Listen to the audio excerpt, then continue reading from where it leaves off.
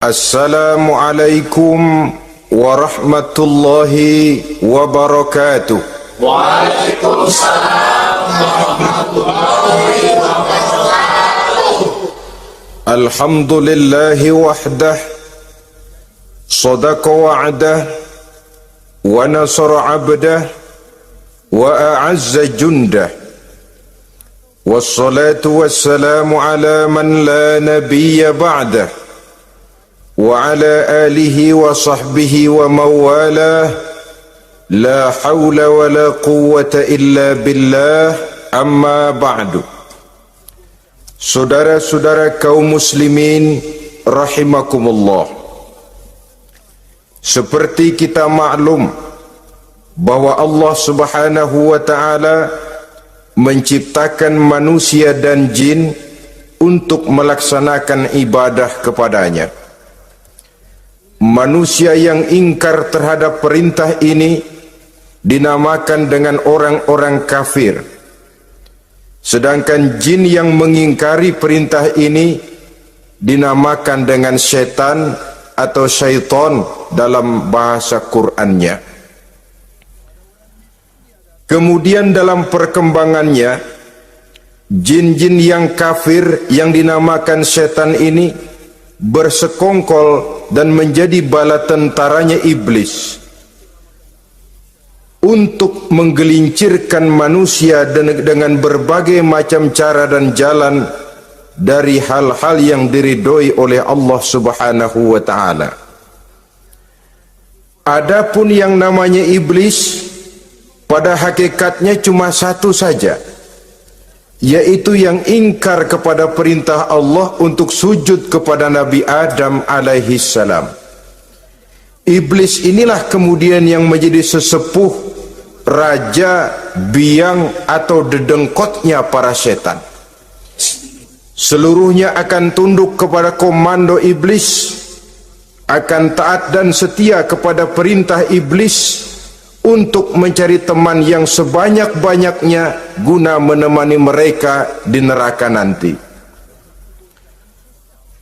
Maka mereka pun melakukan satu proklamasi yang bisa kita baca dalam surah Al-A'raf ayat 16 dan 17, di mana iblis dengan tegas menyatakan, qala fabima aghwaytani la aq'udanna lahum siratakal mustaqim. Wahai Allah, kata iblis, dari sebab engkau telah menghukum saya, dari sebab engkau telah mengusir saya dari surga, maka saya berjanji akan menipu, akan menggelincirkan mereka, Adam dan keturunannya, dari jalanmu yang lurus. Apa jalan yang lurus? Tidak lain Islam ini. Dengan segala cara dan jalan, iblis dan bala tentaranya akan berusaha menggelincirkan manusia dari jalan yang lurus. Caranya bagaimana? Ayat ke-17 menjawab, "Tsumma la'atiyannahum min ba'di aydihim." Akan kami datangi mereka, akan kami goda mereka dari arah sebelah depan. Kalau cara itu tidak kena, wa min khalfihim, kami goda mereka dari sebelah belakang. Andai kata cara itu pun tidak mempan, wa an aimanihim, dari arah sebelah kanan. Kalaupun itu gagal, wa an syama'ilihim, kami akan datang dari arah sebelah kiri. Pendeknya, dari 4 penjuru angin, iblis dan seluruh bala tentaranya yang bernama setan belum akan puas sebelum kita tergelincir dari jalan yang lurus yang diridhoi oleh Allah subhanahu wa ta'ala.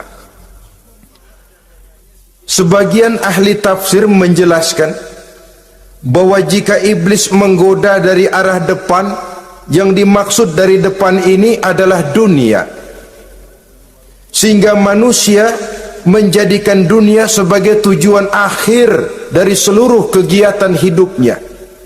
Ia pergi pagi, pulang sore, peras keringat, banting tulang, tidak ada yang dikejar kecuali dunia, dan cuma untuk kepentingan dunia. Dunia yang membuat orang berpaling daripada akhirat. dunia yang membuat orang lupa kepada tujuan penciptaannya, maka dunia termasuk perangkap iblis.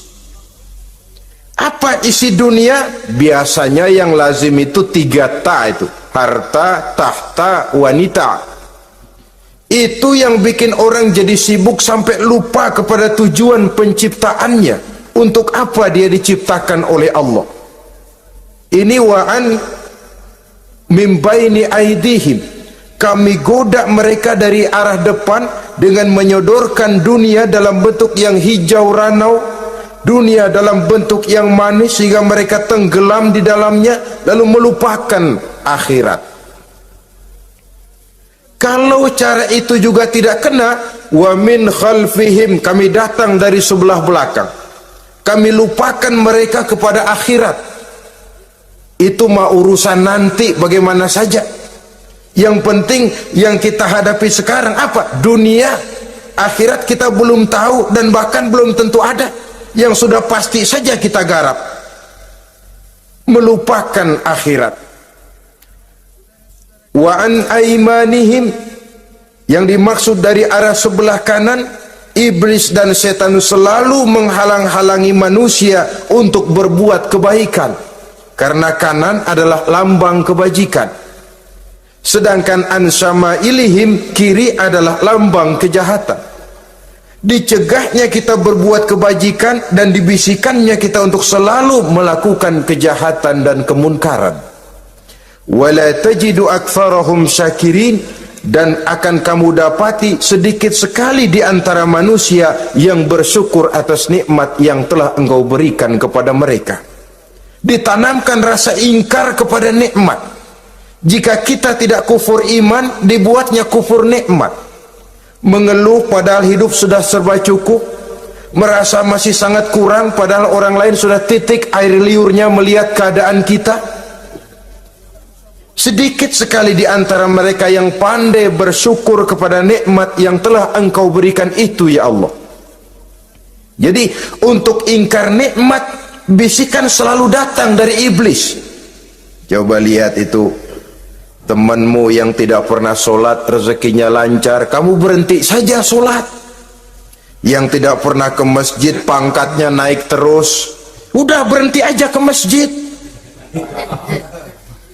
Atau setidak-tidaknya mengeluh dalam hati, Tuhan kayaknya tidak adil, kenapa saya rajin sholat kok rezeki seret bener. Padahal pada dasarnya kalau kita mau berpikir dalam bentuk yang paling mendasar, Allah selalu memberikan yang terbaik untuk kita. Jika begini keadaan kita, inilah yang terbaik buat kita menurut pertimbangan Allah. Jika kita menuntut lebih lagi, mungkin dengan keadaan yang lebih itu kita bisa tergelincir, dan Allah lebih tahu itu. Sebagai pencipta manusia, Allah lebih tahu tentang kemungkinan-kemungkinan yang bisa didapat dan dicapai oleh manusia. Bahasa ringannya, rezeki lu segini aja deh, lu jadi rajin sholat. Kalau rezeki lu melebihan jadi orang kaya dikit, nanti ngelihat masjid minggir. Allah selalu memberikan yang terbaik kepada kita. Saudara-saudara kaum muslimin, adapun iblis dan setan sudah menyadari betul bahwa iblis dan setan tempatnya di akhirat nanti jelas neraka. Itu mereka sudah sadari betul. Maka yang mereka kepengen sekarang, bagaimana mencari teman sebanyak-banyaknya untuk menemani mereka di neraka nanti. Nah, inilah yang menyebabkan mereka berjibaku betul. Bahkan ada satu riwayat itu, ada waktu-waktu tertentu di mana para setan ini laporan kepada iblis. Kalau ada yang laporan gagal, bukan main marahnya si iblis ini selaku komandan. Kata setan, Pak, saya gagal menggoda si fulan karena imannya kuat. Goblok kamu. Dengan apa kamu goda dia? Dengan kedudukan. Dia tidak mau. tempuh dengan jalan lain, barangkali dengan harta. Kalau dengan harta tidak bisa, barangkali dengan wanita. Kalau dengan wanita tidak bisa, tempuh segala macam cara. Dan mereka yang laporannya enak, artinya berhasil menggoda banyak orang-orang beriman, itu kondisinya naik. Bahkan mendapat semacam piagam penghargaan sebagai kadar militan daripada iblis. Nah, mereka berusaha dengan segala macam cara mengumpulkan teman sebanyak-banyaknya. Kalau mereka sendiri sudah tahu, pasti sadar nasib saya di akhirat nanti pasti masuk neraka, diazab dan disiksa oleh Allah. Cuma saya begini ini lantaran ulahnya Nabi Adam dulu. Maka anak-anak cucu Nabi Adam harus menjadi teman-teman saya sebanyak-banyaknya guna menemani saya di dalam neraka. Oleh karena itu, pada kesempatan pertemuan saat ini kita akan membicarakan siapa sih teman-teman setan itu. Diriwayatkan dari Wahab bin Munabbih bahwa pada satu hari iblis diperintahkan oleh Allah untuk datang kepada baginda Rasulullah sallallahu alaihi wasallam dan menjawab segala pertanyaan yang diajukan oleh baginda Nabi. Datang iblis dalam bentuk orang tua pakai tongkat. Jadi iblis itu bisa malih warna. Dia termasuk jenis makhluk halus toh. Seperti halnya jin dan malaikat, itu bisa malih warna sesuai dengan yang mereka kehendaki. Ketika datang, baginda Nabi bertanya, "Man anta?" Siapa kamu? Dia jawab, "Ana iblis." Saya iblis. Jujur. "Limadza ji'ta?" Mau apa kamu datang kemari?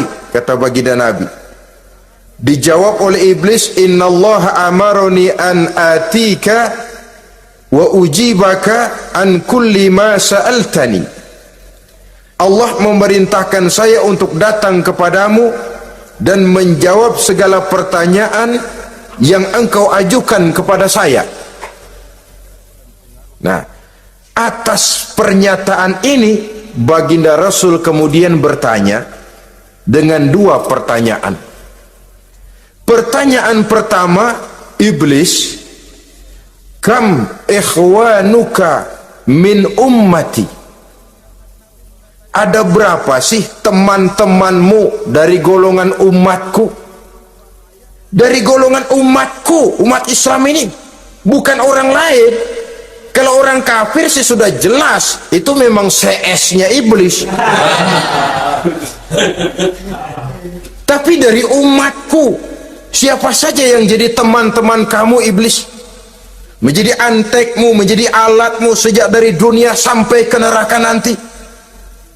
Atas pertanyaan ini iblis menjawab, "Teman-teman saya dari golongan umatmu ya Muhammad, asyarun, ada 10 orang.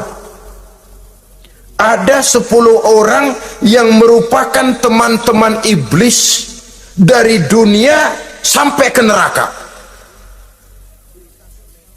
Siapa mereka? Pertama kata iblis, teman saya hakimun jair. Hakim yang curang, hakim yang tidak adil. Ini bisa dimaklumi. Kenapa? Karena hakim diharapkan adalah produk keadilan. Sehingga orang mengatakan seorang hakim adalah seorang yang meletakkan sebelah kakinya di surga dan sebelah lagi di neraka. Kalau adil dia menghukum, kaki sebelah kanan yang akan menentukannya ke surga. Kalau licik dia menghukum, kaki sebelah kiri yang akan menjerumuskan dia ke dalam neraka. Saudara-saudara kaum muslimin rahimakumullah, sesungguhnya dalam kehidupan Kurangnya sandang pangan bukan satunya sebab yang membuat orang menderita. Tidak teraturnya perumahan, kurangnya lapangan kerja bukan satu-satunya yang menyebabkan rakyat menderita. Tapi lukanya rasa keadilan, tidak tegaknya hukum sebagaimana yang diharapkan, itu juga bisa menjadi sumber nestapa, bisa menjadi asal dari segala derita. Oleh karena itu, hakim yang tidak adil, hakim yang curang, yang menghukum tidak berdasarkan hukum, tapi berdasarkan kepentingan, berdasarkan pesan sponsor, hukum bisa dibeli, ada istilah mafia peradilan. Hakim-hakim macam ini yang akan menjadi teman-teman iblis. Dan tiap kali palu akan diketuk, iblis sudah bukan main sibuknya. Kekuasaan di tanganmu, hijau katamu, hijau yang akan berlaku, merah kau ketok, merah yang akan jadi keputusan. Orang lain tidak tahu ini kesempatan untuk jadi kaya, ini kesempatan untuk naik pangkat. Manipulir hukum tidak ada yang tahu karena orang banyak yang awam dengan hukum. Saudara-saudara kaum muslimin, kalau hukum sudah bisa dibeli, atau kalau hukum cuma untuk orang-orang kecil saja, ada kelompok-kelompok yang kebal hukum, maka akan timbullah kiamat di masyarakat, di mana yang kuat makin kuat, yang lemah selalu menjadi mangsa. Oleh karenanya, hakim yang serong, hakim yang durjana merupakan teman-teman setan, merupakan teman-teman iblis dari dunia sampai ke neraka nanti. Ini yang pertama. Oleh karenanya, pada dasarnya setiap kita adalah hakim untuk keluarga, dalam pergaulan. Hendaklah adil di dalam memutuskan segala sesuatu. Lebih-lebih hakim yang memang menjadi pengayom masyarakat. Bukankah lambang para hakim digambarkan dalam bentuk neraca yang berimbang, tidak berat ke kiri, tidak juga berat ke kanan, dalam arti objektif memberikan keputusan sesuai dengan hukum, sehingga masyarakat terlindungi. Dan hakim yang adil secara praktis adalah musuh daripada setan. Dimanapun setan dan iblis paling gak demen sama hakim yang adil. Itu merupakan musuh besar bagi setan, yang menyalahkan yang salah, membenarkan yang benar, walaupun yang salah orang besar, yang benar orang kecil. Dan kita memang oleh baginda Nabi diajarkan satu doa, Allahumma arinal haqqa haqqa warzuqna tiba'ah. Ya Allah, perlihatkan kepada kami bahwa yang benar itu benar. Sebab sering kita lihat yang benar jadi tidak benar. Ini memerlukan kekuatan batin. Yang benar tampakkan kepada kami kebenarannya ya Allah. Sebab sekarang banyak ketidakbenaran yang dikamuflase, banyak ketidakbenaran yang diberikan lipstick sehingga kelihatannya menjadi benar. Ini baik doa ini saya pikir dibaca oleh para hakim. Allahumma arinal haqqa haqqa. Ya Allah, perlihatkan kepada saya bahwa yang benar itu benar. Dan tidak cuma sekedar itu, warzuqni tiba'ah. Berikan kekuatan kepada saya untuk mengikuti kebenaran itu. Sebab kadang-kadang terjadi juga dia tahu yang benar itu benar, tapi tidak punya keberanian moral untuk mengatakan bahwa itu benar. Dia tahu itu barang yang hak, tapi tidak terpanggil mengikuti yang hak, tidak punya kekuatan moral untuk mengikutinya. Lalu doa ini pun disambung, wa arinal batila batilan warzuqna ijtinabah. Wahai Allah, perlihatkan kepada kami bahwa yang batil adalah batil, bahwa yang salah adalah salah, bahwa yang munkar adalah munkar. Berikan kepada kami kekuatan untuk menjauhi yang munkar, yang batil, yang zalim. Saudara-saudara kaum muslimin rahimakumullah, Kita sering mencaci kaum pelacur sebagai sampah masyarakat. Tapi sadarkah kita bahwa pelacuran di bidang hukum, pelacuran di bidang intelektual, kadang-kadang pelacuran di bidang agama, dalam arti menjual ayat untuk membela yang salah dan menekan yang benar, ini juga tidak kalah bahayanya dengan prostitusi, pelacur-pelacur yang kita anggap sebagai sampah daripada kehidupan masyarakat itu. Oleh karenanya, maka hakim yang adil merupakan musuh utama daripada iblis dan setan. Mereka akan sibuk sekali kalau seorang hakim sudah berketetapan untuk melahirkan keputusan hukum yang seadil-adilnya. Ini yang pertama, teman setan adalah hakim yang nyeleweng, yang tidak adil. Yang kedua, teman saya, kata iblis, ghaniyun mutakabbir, orang kaya yang sombong. Orang kaya sombong itu teman setan. Orang miskin sombong itu lebih teman lagi tuh. Sebab ini sudah kelewatan. Kalau orang kaya sombong barangkali masih lumayan lah, memang kaya. Tapi kalau sudah miskin sombong, minta ampun. Orang kaya yang sombong adalah musuh iblis. Sebab pada hakikatnya tidak ada yang kaya dalam kehidupan ini kalau sudah bercermin kepada apa sih yang kita punya. Nabi Sulaiman karena merasa menguasai antara masyrik dan maghrib, satu hari pernah mohon izin kepada Allah, ya Allah, saya mohon izin kepadamu untuk memberikan makan kepada seluruh makhluk-makhlukmu sekedar satu hari saja. Baik, satu hari Nabi Sulaiman mau menjamin menanggung makannya semua makhluk karena merasa kaya. Baik, kata Allah. Lalu sibuklah Nabi Sulaiman mengadakan persiapan. Seluruh bala tentaranya, jin, binatang dikumpulkan, mengumpulkan makanan yang sebanyak-banyaknya, diatur di satu lapangan yang sangat luas. Sebab ini yang mau makan tentu tidak sedikit. Sudah selesai persiapan, kata Allah, sudah selesai Sulaiman? Sudah, ya Allah. Nah, aku mulai dari makhlukku yang paling di bawah, ikan. Ikan nun dipanggil oleh Allah. Rezekimu hari ini mau ditanggung Sulaiman. Naik, makan.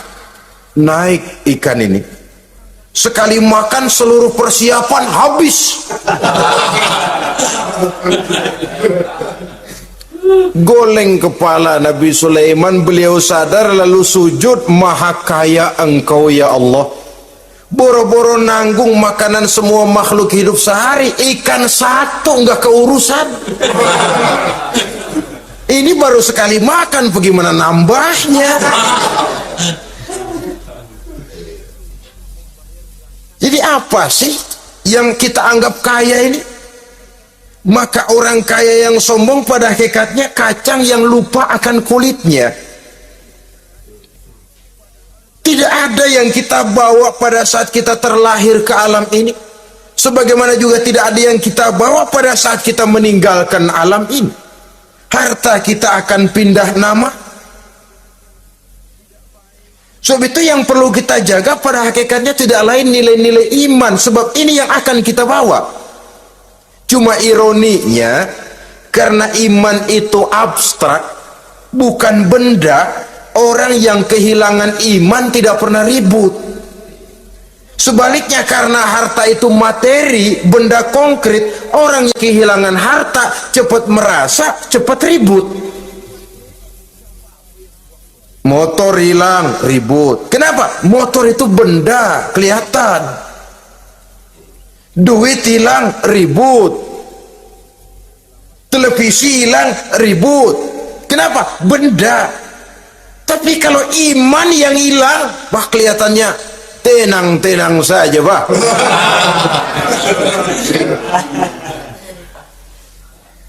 Padahal ini usaha iblis, bagaimana orang kehilangan iman, menjadi kafir, masuk grup dia untuk menemani dia di dalam neraka nanti. Dia gelincirkan iman kita, dan kita sering tanpa terasa telah mengalami pergeseran nilai-nilai iman kalau tidak tergusur sama sekali.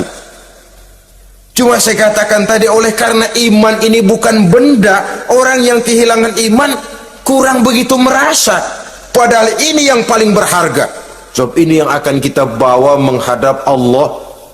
Orang itu kalau sudah yakhruju minad dunya bighairi iman, keluar dari dunia, meninggalkan dunia dan seluruh isinya, kembali menghadap Allah dengan tidak membawa iman, tempatnya jelas sudah. Itu yang paling kita khawatir. Pangkat jelas tidak kita bawa, harta benda akan pindah nama jadi milik ahli waris kita. Tiba-tiba iman yang cuma satu itu tempat kita bergantung hilang juga dari diri kita. Dengan apa kita mau menghadap Allah? Dan kemalangan apa yang lebih besar dari orang-orang yang telah kehilangan iman pada saat dia menghadap Allah Subhanahu wa ta'ala.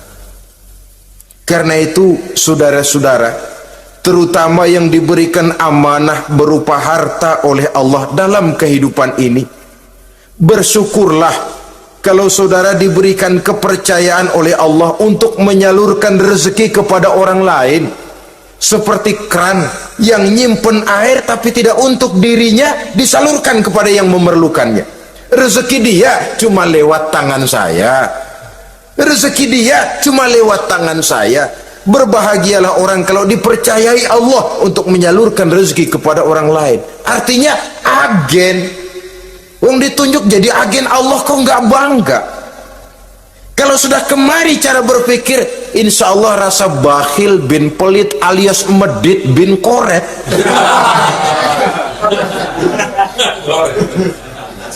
Itu insya Allah nggak ada.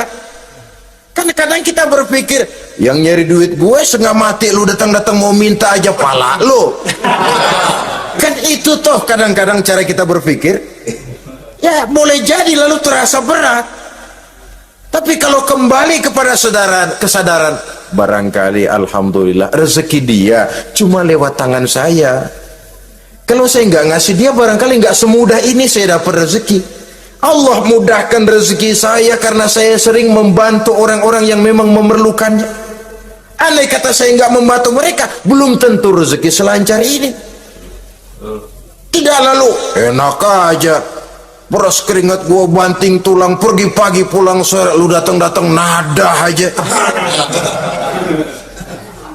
Berbahagialah orang jikalau sekali lagi dia dijadikan agen oleh Allah untuk menyalurkan rezeki kepada mereka yang memang memerlukannya. Kalau tidak ke arah itu kita berpikir, yang timbul bakhil. Bakhil lalu bermegah-megah dengan hartanya, timbul kesombongan. Senang lihat orang susah, lalu dia sendiri dengan hartanya cuma to show only, pameran. Lewat di kampung senang kalau orang melotot lihat mobilnya yang serba mengkilap, sepatunya yang serba mahal. Senang kalau wah, semua gaya hidupnya serba jet set, wah, wah, wah.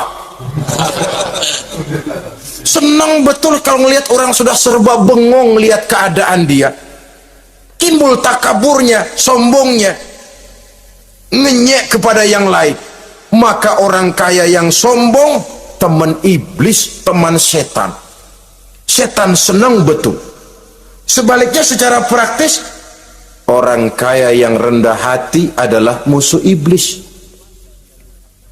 Saudara-saudara kaum muslimin rahimakumullah, lain memang kalau kita diberikan ilmu di akhirat nanti, pertanyaan cuma satu, ilmumu kau amalkan untuk apa? Kalau kita diberikan umur panjang, pertanyaan akhirat satu saja, umurmu kau habiskan di mana? Tapi kalau sudah harta diberikan kepada kita, pertanyaan akhirat dua, min aina iktasabahu wa fima anfaqahu, hartamu kau dapat dari mana, kau belanjakan kemana? Depan belakang ditanya. Yang ketiga, teman iblis itu tajirun khain, pedagang yang berkhianat, baik kepada sesama teman pedagangnya karena ingin lebih maju dari yang lain, terjadi persaingan yang tidak sehat di berbagai bidang bisnis, ataupun kepada para pembelinya dengan mengatakan barang yang baik adalah barang yang tidak baik menjadi baik. Sebab pada dasarnya apabila kaum pengusaha sudah berkhianat, akan timbul kegoncangan ekonomi. Dan kegoncangan ekonomi dampaknya adalah melahirkan kelas-kelas kemiskinan. Kemiskinan merupakan satu perangkap iblis. Biasanya orang kalau udah melarat, udah dekat banget sama kafir. Ya, kalau tidak dilatar belakangi oleh nilai iman yang kuat. Udah melarat, udah dekat benar dah sama kafir. Apalagi iblis ini menggodanya pandai dia. Kepada orang miskin dia datang dengan bujukan materi. Kepada yang cukup hartanya dia datang dengan bisikan lain. Pendeknya iblis dan setan itu kalau ibarat tukang joget, dia ngerti betul irama kendang.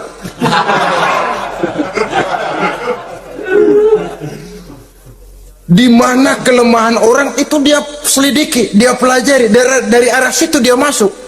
Dan secara strategi perang, iblis dan setan ini posisinya memang lebih menguntungkan daripada kita. Kenapa? Dia melihat kita, kita mah nggak lihat dia. Dia bisa pelajari kebiasaan dan kecenderungan kita. Kita nggak tahu kadang-kadang kelemahan kita. Dari arah itu dia masuk. Posisi dan strateginya lebih menguntungkan daripada kita. Saudara-saudara kaum muslimin rahimakumullah, bila ekonomi sudah goncang, terjadi penimbunan barang, terjadi spekulasi harga, timbullah kegoncangan sosial. Dan dikala itu setan dan iblis pesta. Dia merasa perangkapnya berhasil. Persaingan-persaingan yang tidak jujur, yang pada dasarnya akhirnya bukan cuma merusak sistem ekonomi, tapi juga mempengaruhi hasil kerjaan. Dalam tender-tender usaha-usaha besar misalnya, oleh karena mengajar supaya dia yang mendapat proyek, dia tidak segan sogok sini, suap sana, semir sana, usap sini. Tinggal untungnya sedikit dan dia harus dapat untung besar. Akhirnya apa? Proyek yang dikerjakan cuma asal sekedar jadi. Tidak seperti standar yang ditetapkan lagi. Juga tidak merupakan kesalahan yang sepenuhnya harus dibebankan kepada dia. Kesalahan yang merupakan siklus, mata rantai, sudah lingkaran setan. Itulah sebabnya sering saya ungkapkan, kalau manusia sudah jadi teman setan, lebih buas daripada bajing. Karena bajing cuma makan kelapa, tapi bajingan udah apa saja dimakan. Sudah jadi teman-teman iblis, tidak ngerti halal haram, hak dan batil. Ini kepentingan pribadi apa kepentingan orang banyak, yang penting sikat saja. Jadi yang ketiga ini targetnya memang kekacauan ekonomi. Yang kemelaratan, kemiskinan merupakan tangga untuk sampai kepada kekafiran. Dan iblis tahu betul itu.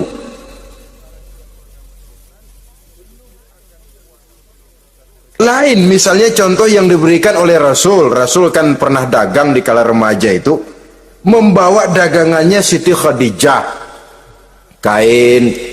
Beliau dagang kain. Berapa kain ini? Oh, kalau ini Saya ambil dari Ibu Khadijah 25 rupiah. Saudara mau beli saya berapa terserah, asal saya ada untungnya. Dan kalau modalnya 25, betul-betul beliau bilang 25. Jujur. Kita kan enggak, udah bohong campur sumpah lagi.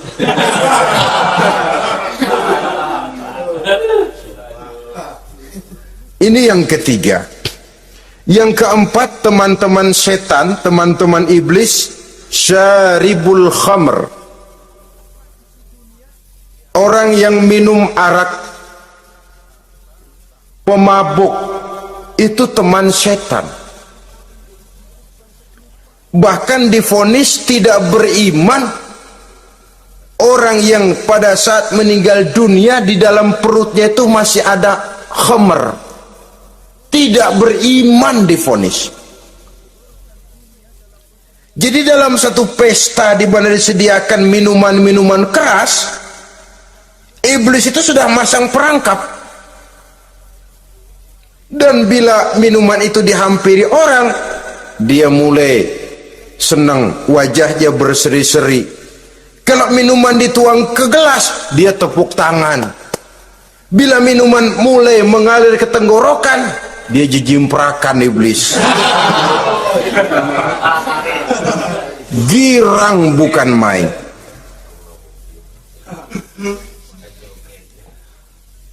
Saudara-saudara kaum muslimin rahimakumullah. Kenapa pemabuk merupakan teman setan? Karena dalam keadaan mabuk, orang kehilangan daya kontrol. Perbuatannya nyaris tidak terkontrol lagi.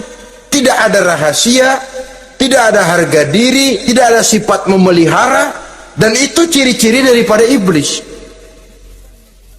Syaribul khamr, orang yang suka meminum minuman keras. Itulah sebabnya memang dalam hidup ini kita harus punya filter. Allah selalu menghendaki yang terbaik dan memilihkan yang terbaik untuk kita. Kalau sudah itu minuman yang baik, kata Allah, itulah memang yang baik untuk kita. Kalau itu dilarang oleh Allah, itulah memang yang tidak baik untuk kita. Jadi kalau sudah qat'i dalilnya, nggak usah buang energi menyelidiki apa manfaatnya. Kalau sudah qat'i dilarang, nggak usah buang energi menyelidiki apa bahayanya khamr. Allah tidak akan melarang sesuatu yang mengandung manfaat. Yang dilarang Allah tentu yang membawa mudarat dan bahaya di dalam kehidupan. Bukankah sekarang ini minuman keras sudah merupakan penghias pesta? Merupakan kebanggaan di kalangan remaja? Termasuk dalam kata khamr ini ya morfin, ganja, narkotik, dan yang sejenis dengan itu.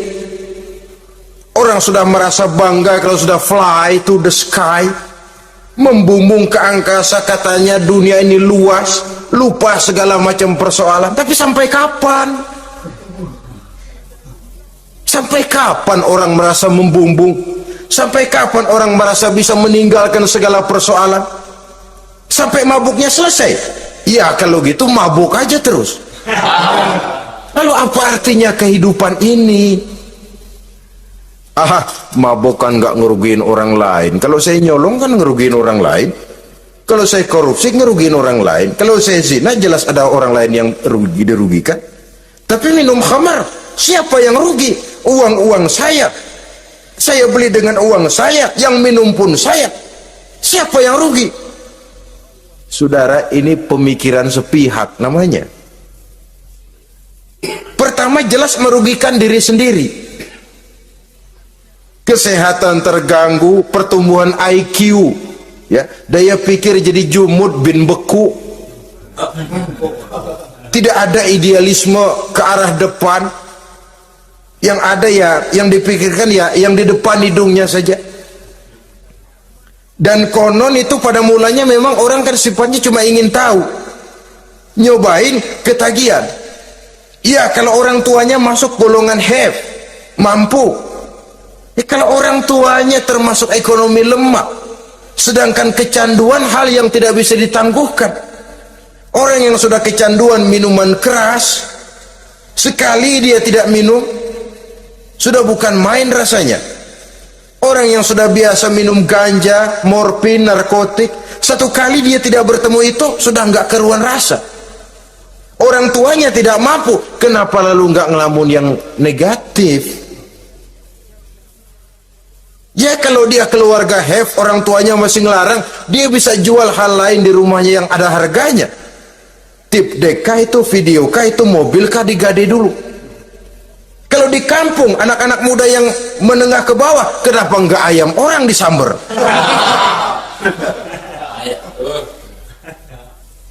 Terjadilah perbuatan negatif yang akhirnya merembet kepada merugikan orang lain. Hakikatnya zahirnya memang pada mulanya hanya merugikan diri sendiri, tapi lambat laun akan merembet juga kepada merugikan orang lain. Oleh karena itu pantas kalau dalam perjalanan Mi'raj begitu hendak start dari Masjidil Aqsa menghadap Allah, kepada baginda Nabi disodorkan 2 gelas minuman, segelas susu dan segelas arak. Muhammad, kau ambil salah satu minuman itu, kau minum. Mantap. Nabi mengambil gelas yang isinya susu, lalu beliau minum. Selesai minum, kata Jibril, "Shaddaqta ya Muhammad, laqad asabtal haq." Kamu benar Muhammad, pilihanmu tepat. Kenapa? Untung saja susu yang kamu minum. Kalau arak yang kamu ambil, kamu pilih dan kamu minum, pasti umatmu bakal pada jadi umat teler semua nantinya. Wong Nabi milih susu saja umatnya masih banyak yang teler, apalagi kalau beliau memilih khamr waktu itu. Tapi ini sekedar simbol bahwa begitulah kita dalam hidup. Saudara, kalau di depan kita ditaruh segelas jamu, segelas sirup, kira-kira pilih mana? Jamu. Sirup apa jamu? Jamu. Orang yang berpikir panjang ke depan, dia bakal pilih jamu. Memang pahit, getir, nggak enak, tapi besok pagi badan enteng, kerja semangat, berpikir cerdas, gairah ada. Orang yang pikirannya pendek, ngapain jamu getir nih, sirup nih, manis ini, dia minum, bukan main manisnya, besok pagi bibir pada jontor. Begitulah dalam kehidupan ini. Maka hendaknya kita berusaha dengan sekuat kemampuan untuk menghindarkan diri dari minuman keras dan pengaruh-pengaruhnya. Yang kelima, teman iblis itu al-qattat, tukang-tukang fitnah. Itu suling iblis itu, trompet setan. Sebab apa? Benar kalau Quran mengatakan, Nabi mengatakan al-fitnatu asyaddu minal qatli. Fitnah lebih bahaya dari pembunuhan. Sebab apa? Pembunuhan membunuh orang secara langsung, fitnah membunuh orang pelan-pelan. Kalau mati mendingan cepat daripada pelan-pelan. Pelan-pelan mati, cepat mati, enakan cepat, nggak ngerasain sakit. Fitnah membunuh orang pelan-pelan. Nama baik orang hancur, dicoreng-moreng di tengah masyarakat. Maka tukang-tukang fitnah, teman-teman setan dari dunia sampai ke neraka nanti. Karena fitnah lebih bahaya daripada pembunuhan. Mengada-ada yang tidak ada diada-adakan, fitnah. Melebih-lebih, berita semeter jadi 3 meter, yang 2 meter. Ya kalau positif, kalau negatif, fitnah. Memang orang bilang kalau kita nitip duit jangan harap lebih, kurang bisa. Tapi kalau nitip omongan jangan harap kurang, pas saja sudah untung itu. Biasanya lebih, namanya omongan. 1 meter jadi 2 meter, 2 meter jadi 3 meter. Itu sifat dari yang namanya omongan. Kita kirim uang, udah nggak bakalan lebih dah. Ini nitip uang sama saya 50.000, tambahin 10.000, langka yang berpikir begitu. Kurang malah bisa, enak aja nitip, gua kan kemarin pakai ongkos. Itu mah transport misalnya. Tapi kalau sudah nitip omongan, pas saja sudah untung loh. Biasanya malah lebih. Fitnah pernah melanda Nabi Zakaria. Fitnah pernah melanda Habil dan Qabil. Fitnah pernah melanda Nabi Ibrahim. Fitnah bahkan pernah melanda kehidupan baginda Rasulullah sallallahu alaihi wasallam. Dalam peristiwa yang lazim kita kenal dengan hadisul ifki, bagaimana gosip pun sempat mengguncang rumah tangga kehidupan baginda Nabi. Sehingga pantas kalau beliau sendiri mengatakan al fitnatu asyaddu minal qatli.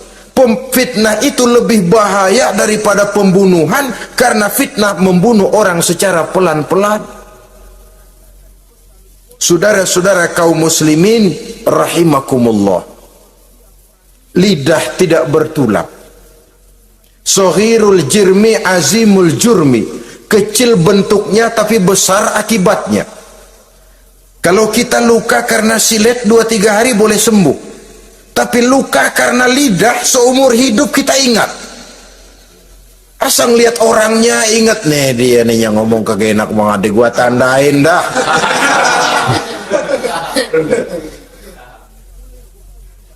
Itulah sebabnya pepatah bilang salamatul insan fi hifzil lisan. Orang akan selamat jikalau dia pandai menjaga lidahnya. Saudara-saudara kaum muslimin, yang keenam, teman setan sahibur riya, orang yang riya, beramal cuma to show only, supaya ingin dipuji orang, ingin dilihat orang, riya namanya. Tidak ada ikhlas. Sebab kata Imam Ghazali, an-nasu kulluhum niyamun illal alimun wal alimuna, an-nasu kulluhum mauta illal alimun wal alimuna niyamun illal amilun wal amiluna mughtarruna ilal mukhlisun. Manusia itu pada hakikatnya mati kecuali orang alim. Orang alim sekalipun hidup hakikatnya adalah tidur, kecuali orang yang mengamalkan ilmunya. Dan orang yang mengamalkan ilmunya banyak yang tertipu, kecuali orang yang ikhlas. Tepat ini fatwa Imam Ghazali. Manusia hakikatnya tidur kecuali orang yang alim. Orang yang alim walaupun hidup tapi tidur, hidup tidur, ya nggak bisa berbuat banyak, kecuali orang yang mengamalkan ilmunya. Dan orang yang mengamalkan ilmunya banyak yang tertipu, kecuali yang ikhlas. Jadi kalau amal itu adalah jasad, ikhlas itu adalah ruh. Amal tanpa ikhlas patung. Patung tidak bisa berkembang, tidak bisa berbuat banyak, namanya patung. Itu amal tanpa ikhlas. Ini termasuk penyakit batin toh, ikhlas, riya, ujub, sum'ah, penyakit kepengen didengar orang, penyakit kepengen dilihat orang. Wah, kalau sembayangnya dilihat orang mantap betul, kayak besok mau mati. Tapi kalau sudah sembayang nggak dilihat orang, wah kilat khusus, cepat bukan main. Riya. Ini yang menghancurkan amal ini nggak terasa. Sifat kita sendiri. Riya ini menggeragoti amal, sebagaimana api menggeragoti kayu bakar. Yang ketujuh, teman setan akilu malil yatim, orang yang memakan harta anak yatim. Itu setan senang betul itu. Dia bisikkan, kau kan ngurus anak yatim, kau sudah menanamkan budi kepada mereka, jadi wajar kalau kau ambil bagian. Mula-mula memang dalam batas yang wajar, makin lama malah berebut sama yatimnya. Makin kesonoin, yatimnya malah nggak keduman, panitianya yang kenyang. Akilu malil yatim, orang yang memakan harta anak yatim secara zalim, ini merupakan teman setan. Sebaliknya, orang yang melindungi anak yatim, kata Nabi, seperti dua jari ini dengan aku di akhirat nanti. Dekat derajatnya dengan Rasul. Yang kedelapan, teman setan al-mutahawinu bis shalah, orang yang nganggap enteng sholat, ngenteng-ngentengin sholat. Nanti aja dah, kalau udah tua-tuaan, sembayang mah gampang, saban sari ada. Kalau ini nih tinju jarang-jarang. Al-mutahawin, ngenteng-ngentengin. Pada dasarnya agama itu mudah, jangan dipersulit, tapi juga jangan dipermudah. Agama itu tidak berat, jangan diberat-beratin, tapi juga jangan dienteng-entengin. So yang enteng, kalau kita entengin, akhirnya menganggap remeh. Mulanya memang sedikit, makin lama makin banyak, makin lama makin banyak, makin bertumpuk. Apalagi kalau sadar kita sholat adalah tiang daripada agama. Bagaimana rumah akan tegak tanpa tiang yang kuat? Bagaimana agama akan tegak dalam diri seseorang kalau sholatnya dia enteng-entengi? Jangankan yang sunnah, yang wajib saja. Kadang-kadang tutup lubang gali lubang. Padahal itu merupakan tiang pokok. Rumah itu untuk kuat harus ada tiang-tiang tambahan. Tiang tambahan ini ya nawafil, ya rawatib, solat-solat sunnah itu. Itu untuk menjaga stabilitas temperatur batin kita kepada Allah. Al-mutahawinu bis shalah. Jadi kalau sudah masuk waktu, beduk misalnya berbunyi, azan berkumandang, iblis mulai menyebar bala tentaranya. Pasukan siap.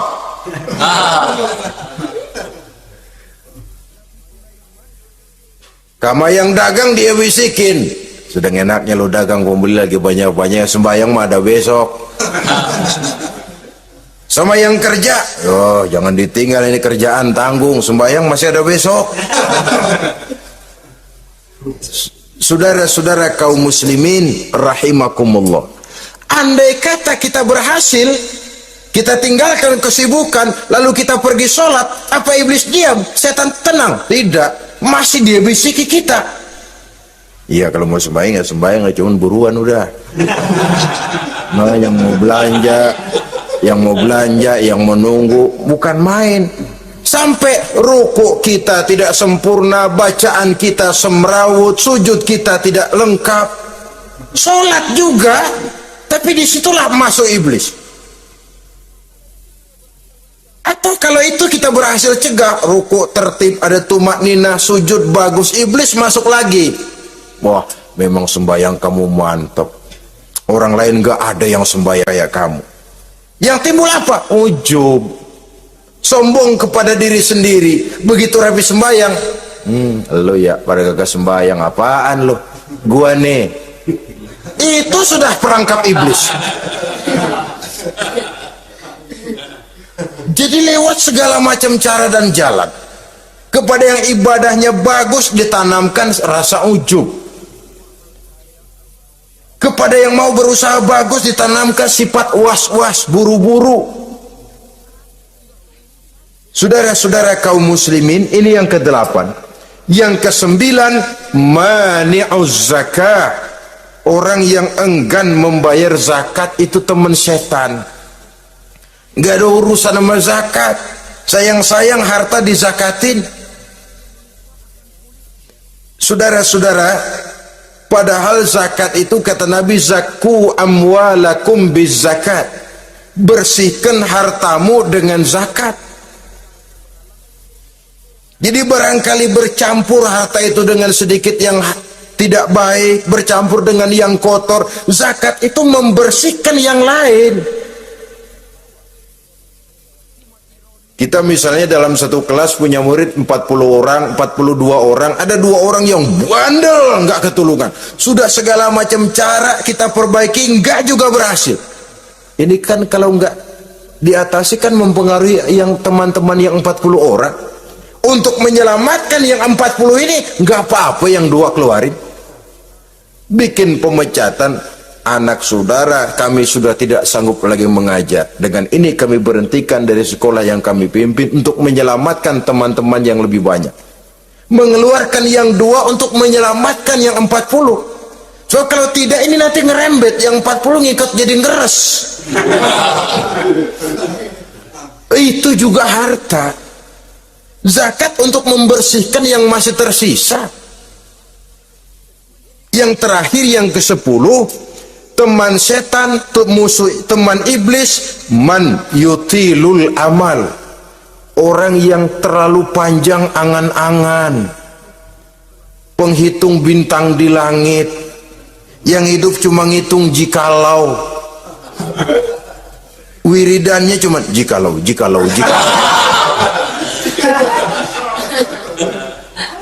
Tidak pernah mau berbuat, cuma angan-angan kelewat panjang.